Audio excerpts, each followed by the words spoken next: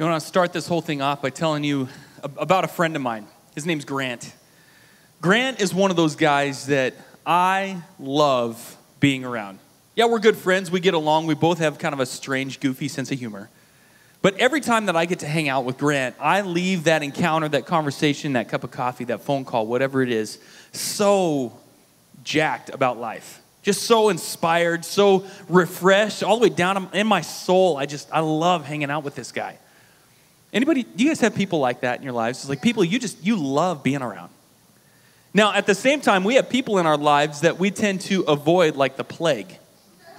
Because we have people in our lives that, you finish a conversation with them, or they walk into the room, it's like something from Lord of the Rings, it's like, and darkness descended, It's like all joy and happiness and peace and love just left the planet because this guy walked into the room. It's funny, you walk into a family gathering and you see your brother-in-law, Bill, and he's like, hey, Bill, hey, guacamole. All right, I'm going to come over here. I'm going to snack a little bit. Now, what would people say about you? What would people say about your climate? See, Grant has an amazing ability. I don't know if he does it on purpose or if it's just how he is, of creating an environment and a climate around himself that is just absolutely incredible. Are you the kind of person that people leave a conversation with you and they're just pumped about life? You challenge the best in them? Grant challenges the best in me. He's like, dude, you can go faster than that. You can go stronger than that. You can go farther than that. What are you doing? He challenges the best in me. Or are you the kind of person that people leave a conversation with you and they have to go sit in their car and listen to 30 minutes of Celine Dion or something like that just to cheer themselves up? Because you've totally wasted them for the whole day. They're going to be worthless. And you look at, God has given us complete control over our climates that we have. Over the climates that we create and over the climates that we allow. And a lot of times we have a hard time believing that. Well, Devin, I'm 60 years old. I have the right to be kind of callous. No, that means you're an old jerk, okay? At the same time, he's like, Devin, you don't know the pain that I've been through. You want to know why I'm bitter? Go talk to my ex-husband. Then you'll know why I'm bitter. You don't know the pain that I've been through. God has given us complete control over our personal emotional climate. And if we are going to live our lives positioned for potential, living our lives in a way that God can actually use us in 2015, we need to be incredibly intentional about that climate, about the climate we create and the climate that we allow. And I'm going to tell you a story about David from 1 Samuel 30 right now. David is leading this army of thugs and rebels and outcasts from the rest of the armies of Israel. And Israel was, this nation of God's people surrounded by all these other nations that hated their guts. They hated them. And they were constantly at war. And so David was fighting this little guerrilla war with his little band of troops and just beating up on these people constantly, just beating them up. And they're on their way home from one of these trips. They go and they beat these guys up, and then they're on their way home. And when you're driving home from Seattle, maybe you got a little too late of a start, and you come over Sunset Hill and you can see the lights of Spokane, you can see the steam plant, and you're just like, I am almost home. Well, they came over that hill, they're almost home, and the city was on fire. Now you can imagine the knot in their gut that would create. Imagine turning the corner on your way home and your house is on fire. So they book it home. They get home, and not only is the whole place burnt to the ground, but their wives are gone, their kids are gone, their livestock and their herds are gone. Everything that they have has been stolen from them and destroyed. Has been stolen from them and their homes destroyed. Now you can imagine the pain that these guys were in. They wept and they wept and they wept until they didn't have strength to weep anymore. And then they got really bitter down in their soul, and they started pointing fingers and blaming David.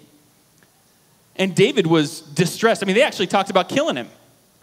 And David was, this is a huge test in his leadership right here. But David strengthened himself in the Lord his God. And he got on his face before God. He said, God, what do we do? Do we go after these guys, yes or no? And he said, yes, go after them. Wipe them out. It's like, okay. So David gets up and he sets out. 600 of his guys come with him. Now they get to this brook, this stream. He's not massive like the Columbia or the Spokane River even. It's just this little thing. And 200 of his guys are too weak and too exhausted to cross the stream and keep chasing. But so he leaves them there. He said, I'll leave you guys here. We're still going to go and we're going to fight these guys. They catch up at twilight. They catch up with this band of raiders. And they're drinking and they're feasting and they're dancing and they're celebrating and they're singing and going like crazy because all the plunder that they had, not just from David's city, but from the cities all the way around, because they'd just been attacking people like crazy. And David and his 400 guys started attacking at twilight, and they didn't stop until evening of the next day. It says not a man escaped. And they got all the wives back, all the kids back, they got all their stuff back, plus they got all the stuff back from all the surrounding cities. They didn't even have to do anything for it. Those guys went and plundered them, and then they took it. And so they're on their way back now. They get back to the stream where these 200 guys are sitting and resting. And some of the wicked and worthless guys that were in David's army says, hey, hold on. Okay, he didn't go. I went. I went and I fought these armies, these bad guys, for a whole day. And he sat here and guarded my luggage. That was nice of him. But I fought to save my wife and I fought to save his wife. Okay, here, dude, here's your wife. Here's your kids, but you don't get anything else. And David said, hold the phone. That's not how this is going down. He said, brothers, every single one of us, whether you guarded the luggage or you went and fought side by side with me, everybody gets a share of the plunder. And from that day on, it was actually a law in the nation of Israel that when Israel went to war and they came back with plunder, everybody got a piece of the pie. It didn't matter who you were. Now, they're on their way back to rebuild their lives and rebuild their homes and everything that had all been destroyed. And David sent a portion of his plunder to his friends who were the elders of the tribe of Judah. They were the rulers of that tribe. And he said, here, I want to give you this gift that I took from the enemies of the Lord our God. Yeah, the story from David's life is an amazing picture, an example for us to learn from of how we can have control of our climate. The first thing I want you to see, I want you to write down is you are not a victim. Like so many of us, we feel like we're a victim to our climate. Well, things are just tough right now. Like things aren't the way I planned they would turn out, or stuff at work or financially or relationally at home or whatever it might be. Because things aren't going good, you're like, this is just the way I am. I'm just in a bad mood all the time because things are tough, and we feel like we're a victim to this. Well, I want to look at David and how he handled himself. Look at verse 6 with me in this passage. It says, David was greatly distressed, for the people spoke of stoning him, because all the people were bitter in soul, each for his sons and daughters. But David strengthened himself in the Lord. It says they were bitter in soul. That's like the epitome of a toxic climate. I love that the Bible said that David was distressed. It actually fills me with a lot of hope, and here's why. David is known as a man after God's own heart. And if David was just like kind of cool, calm, and collected in this time, like I have no way to relate to David, and I can't really learn from his life. But the fact that like he struggled and he was afraid at times and he doubted at times makes me think like, okay, yeah, this guy was used by God, but he wasn't perfect. Now, I'm in the same boat. Like I'm not perfect. I'm far from it. I struggle. I want to be used by God. And so I look at David's life and I'm like, man, I'm so thankful that he was distressed here. It means he's a normal guy like you and me. Like we can learn from his life. But the way that David handled himself and the way that he had control of his climate is what I want us to see in the midst of the distress. I mean, think about this climate that's going on here. So David's the leader, right? He's the guy in charge. And the people want to kill David. Like they want to put the blame on somebody because they're just so overly heartbroken by what has happened. And so they want David to take the blame. This is like anarchy. This is like complete, like uprising. And they're trying to overthrow the leadership of kind of their band, of the people, the tribe that they're a part of. And that just would wreck any of us. And David, not only do they want to kill him, but he's lost his wives. He's lost his home. He's lost his stuff. I mean, he's in a tough spot. And so David's emotional climate here was affected by all of these things. I just want to take a picture, or take a moment for you to get a picture of what affects your emotional climate. And maybe even write a couple of things down, like what impacts your emotional climate. Maybe it's dependent upon how the boss speaks to you at work. Maybe it's dependent on how your spouse interacts with you or how your kids listen to you. Maybe it's dependent on the outcome of a sports game. if we're honest? What are some of the things that affect your emotional climate? Maybe just write a couple of those things down. Take a moment to self-reflect and write those down real quick.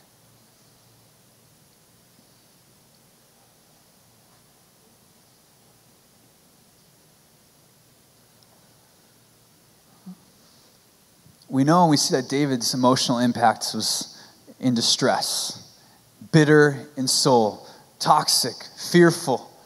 But what does he do, though? It says in that verse that he strengthened himself in the Lord. David had a choice. He's like, okay, I can stay focused on myself, or I can focus on God. And really, this is us in a moment choosing to lead ourselves. Because you have a choice. We all have a choice in how we respond. And the choice lies really in where we place our focus, where we place our trust, what we're consumed with. And I want to say this because I know for me, like, my strength runs out really quick. My endurance is not very much. And so if I'm relying completely on myself, like, there's no hope for me. It's got to go beyond me. And the fact that David strengthened himself in the Lord, like, that's our example. We need to strengthen ourselves in the Lord in times when we are discouraged, downhearted, and just totally abandoned to dismay in our hearts.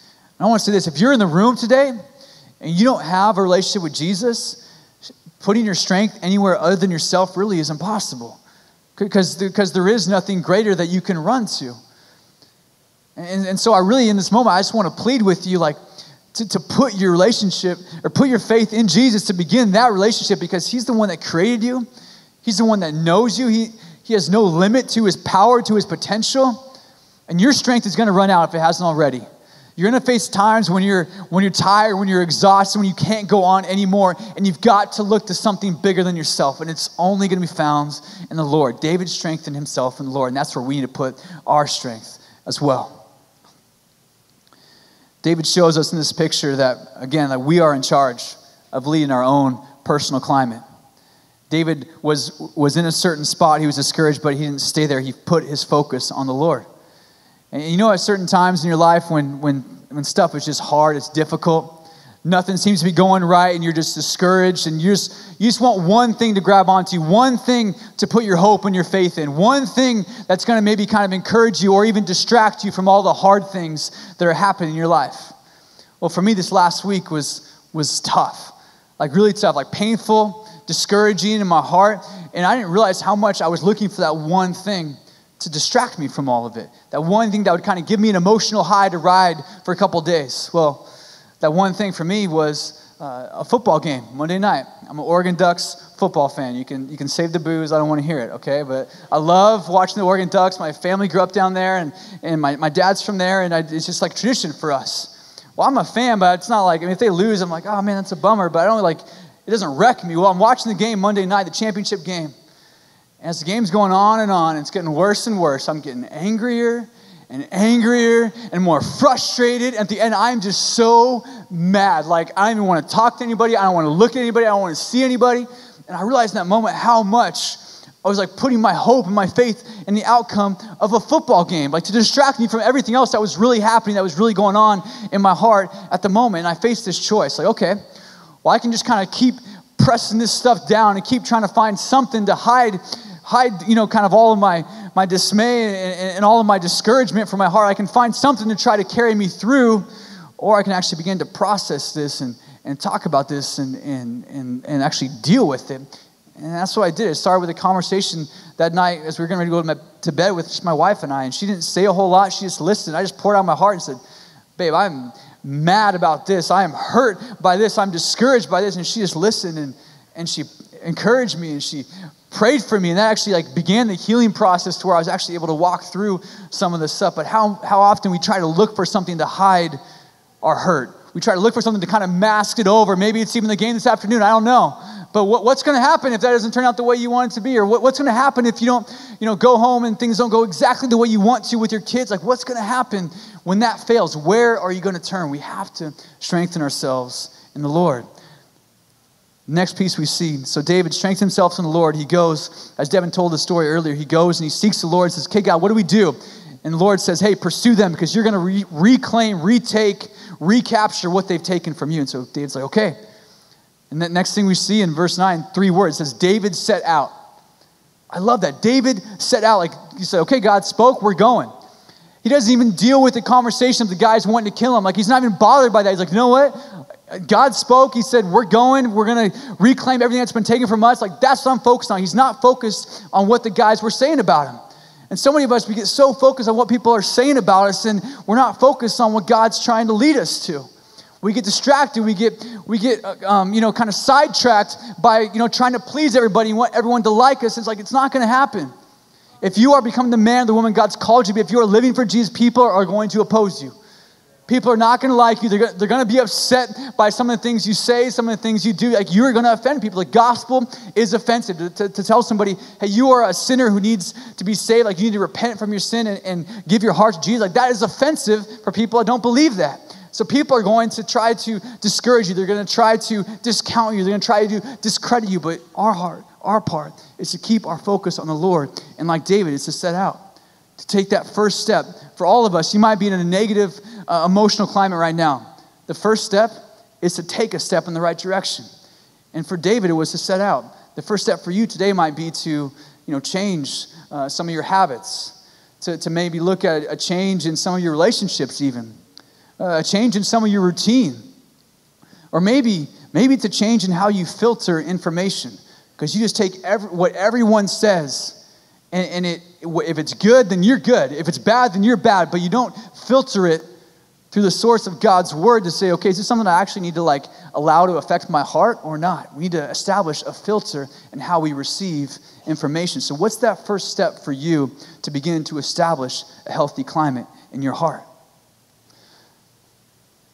As David set out, he just set out and he just started going. There was no what ifs in this conversation. There was no what if we get there and something's happened to our families? Like what if they've done something terrible to them, or what if all of our stuff's gone, or what if we can't catch up to them in time? There's no what ifs, and so many of us, we spend so much energy and time on these what if scenarios. What if that doesn't happen, or what if that relationship doesn't turn out well? What if my job doesn't go the way I thought it should? What if our finances aren't? And all of this extra energy we're wasting on something that might not even ever happen, and we're missing on what God actually has set in front of us, what he has for us to set out to do. These what ifs can create a toxic environment in our hearts. Devin, I know for you, man, you and your family have walked through some of this, some what ifs in your life. What led you to that? Many of us got the email from Richie about 6 or 8 weeks ago talking about the financial hole that we were in as a church. $45,000 in the hole. That was a lot. Yeah. And coming from the banking industry and the business world before I worked here, I look at that and I'm just like, okay, so what if this money doesn't come in? What if I don't have a job in 6 weeks? What if I can't put food on my kid's table in 6 weeks? How am I going to pay the rent? How am I going to do this? And so it led me to actually, I called the bank that I worked at, and it's like, hey, what's out there? And then I got a call back about a week later from my old boss, and she's like, hey, I've got this, and I want you to do it. And I was like, well, what if this is just God's timing? Yeah. What if he's called me out of this season of ministry to go and minister in the business world as a banker? What if, and so I just was spinning out and not being able to focus on anything really, because I was so consumed with the what if. Yeah. So as you were consumed with those what ifs, what type of climate did that create in your family? Toxic. Yeah, and here's why. You can imagine men going home to your wife and saying, hey, so might not have a job in 6 weeks. And I'm still learning how to communicate, and I've noticed that if you don't communicate all of the facts and just some of them, then that can lead to anxiety really quick. And so I say, hey, do you know what? Our giving is so far down, we've got this huge hole. I might not have a job. Well, that led to anxiety. That led to worry. That led to her just being scattered and not being able to, really focus on anything, focus either of our hearts. And it took a while for God to really solidify in my heart what he has called me to do. And I wasn't leading my family in a spot of faith. I was leading them in a spot of worry and what if. And so, finally got to the point where, okay, no, God has called me to pastor people. He's called me to plant churches someday. That is what I'm going to stand on. He has called me to what he has called me to, and he will provide for that. Yeah. And it was really interesting because about 3 or 4 days later, I love God and how he works. So I'm tucking my 5-year-old daughter into bed. And she had gotten sick about 3 or 4 days before that. And I mean, Christmas time, anybody else's kids not sleep for like a week after that? Or maybe it's just me. Okay. So I'm trying to put her to bed, and about 3 or 4 days before that, she had gotten sick because she was exhausted, she was stressed out, she's going, not taking a nap. Come on, girl. And so I was tucking her in, and she's like, well, what if I get sick again? And I said, oh, okay, here, I'll get a bowl. We'll put the bowl in your bed just in case. Well, what if I roll over and I hit it? It'll wake me up. Okay, so I'll put it next to your bed. Well, what if I can't find it? And I said, well, what do you want me to? Okay, so we'll leave it here. You'll be fine. Well, what if I throw up on the blanket again? It's like, well, what if? And so finally I just had to stop her because it was just like, what if? I said, okay, no more what ifs. There's a new rule in our house, no more what ifs. And so she goes, well, what if? And she lays down on her pillow. And what if? She lays on her pillow. And so I'm walking down the stairs from tucking her in, and God just hit me hard. He's like, hey, Devin, no more what ifs in this house, you know? And so yeah, it's good. You saw the way that you had kind of created that toxic environment. Yeah, I think the other piece, and I just encourage all of us just to, if you were to stop with the what ifs, how much that would free up your heart and the anxiety that you go through unnecessarily in your life. And the other thing I want to see in David in this portion of the story is, they get to the spot and 1/3 of the army can't go on. They have 600 with them, 200 have to stay behind because they're too tired, they're too discouraged. And how many of us, when we're in a tough season of life, like to take one step feels like it's taking 10 steps. It's so much harder to keep going, but to really focus our hearts on God and to strengthen ourselves in the Lord in these moments. But what I love about David here is he doesn't like get worried and get frantic and like all of a sudden 1/3 of his army can't go on. He's like, oh man, like, do I need to like re-inquire of the Lord? Do I need to ask the Lord, like, okay, God, are you sure we can do this? Like, are you sure we can handle this? When he's like, no, like God spoke, God said go, God said he's going to deliver them into our hand, and God said we're going to have victory, we're going to reclaim everything that was taken from us. Like David's faith was more in God and God's promises than it was in his circumstances, than it was in the strength of his army, than it was in his own strength even. And our faith needs to be in the same spot where our climate comes from God's faith and God's promises and who he is, and not in our own strength and not in our circumstances and what we can see around us, because we are not a victim of our climate. I want you to write this down. The second thing that we're learning from David here is that you are in charge of your climate. In verse 22 of this chapter, it says, then all the wicked and worthless fellows among the men who had gone with David said, because they did not go with us, we will not give them any of the spoil that we have recovered, except that each man may lead away his wife and his children and depart. Now, if you think about what they're talking about, honestly, this is not an unrealistic expectation. I mean, that guy didn't go fight. I went and fought. Why do I have to go? Why do I have to give him some of the spoils that I fought for? I mean, you put this into a sales scenario. Say you're a salesman and you make this huge sale that's going to send your company through the roof. It's going awesome. You get back to the office and everybody gets a bonus check.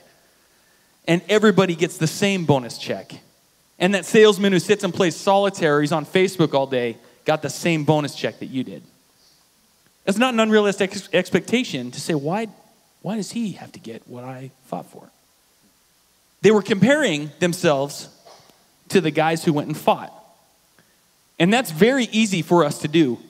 Parents especially, it's easy for us to say, well, why can't you be more like your big brother?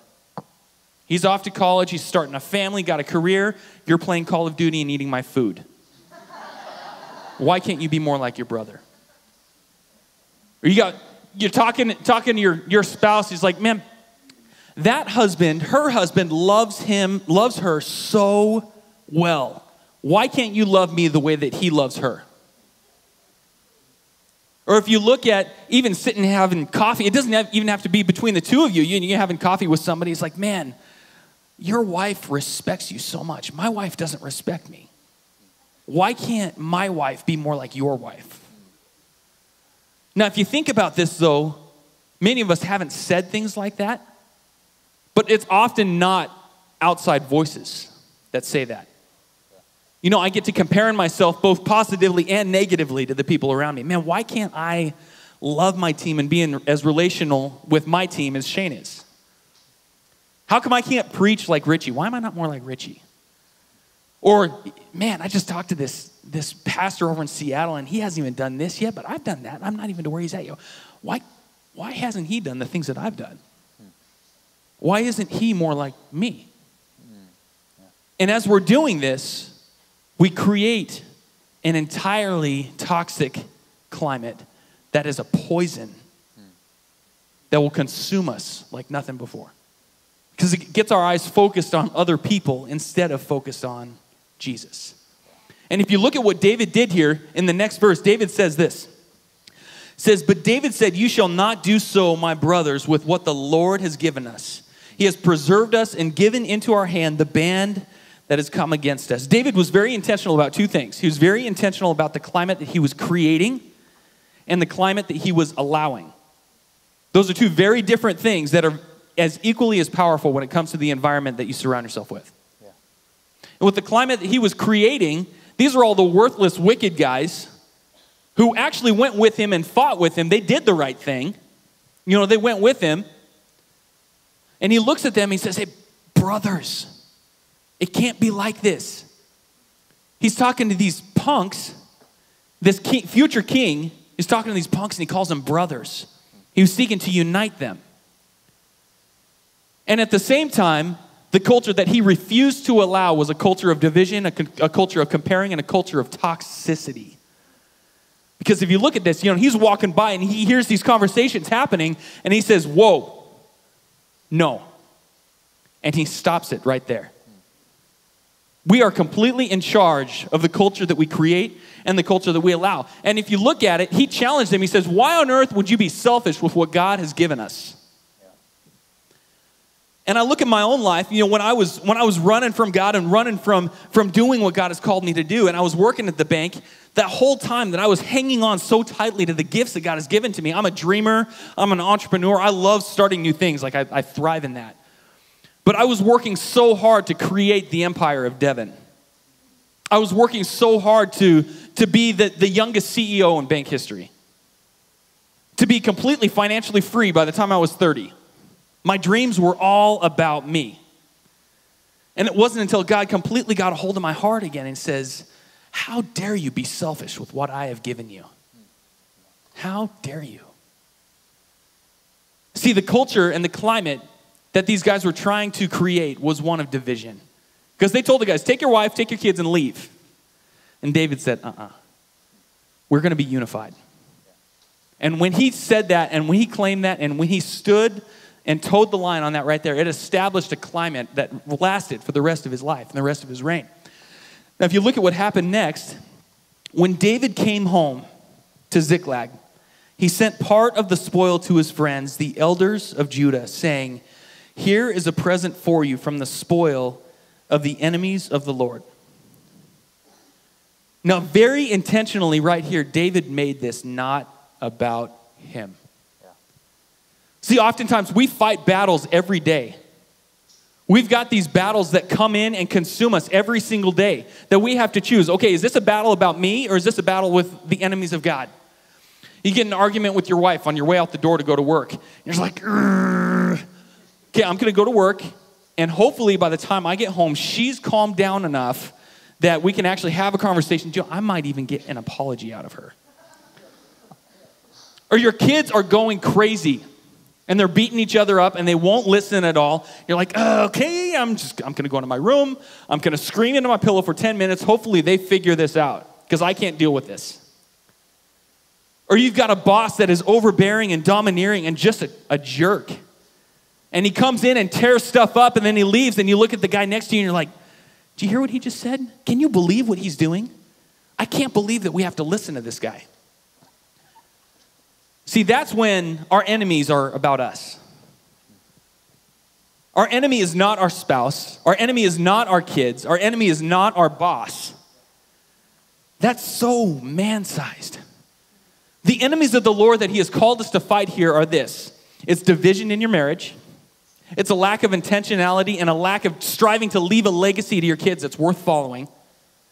And it's putting a shame on the name of Jesus by talking down to somebody in authority over you. That's the enemy. Yeah. And we get so consumed with these fights that we won't stand and fight the enemies of God. We make it all about us. It's like, so what now? What do we do? This is a sweet story. How in the world do we put this into practice? Here's what you do first and foremost is you have to determine the course that God has for you and your family. See, 6 weeks ago as I'm wrestling through, do I go back to the bank? Do I stay at the church? What's going to happen? Are we going to have a job again? Do I even need to be worrying about that? What is going on?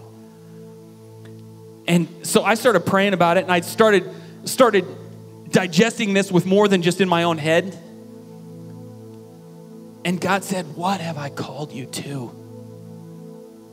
What have I called you to? I've called you to pastor people and to plant churches. What are you doing looking at a bank? That's the course for me and my family. And the course for you and your family is going to be completely different. And that's good. I couldn't do what God has called you to do. But we must determine the course and set out like David did. Yeah.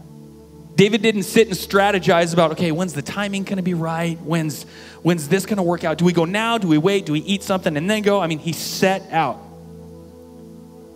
Set out. Take your first step. The next is this, is we must be incredibly intentional about our climate. How do you respond in negative situations? How do you respond in positive situations? The climate that we create and the climate that we allow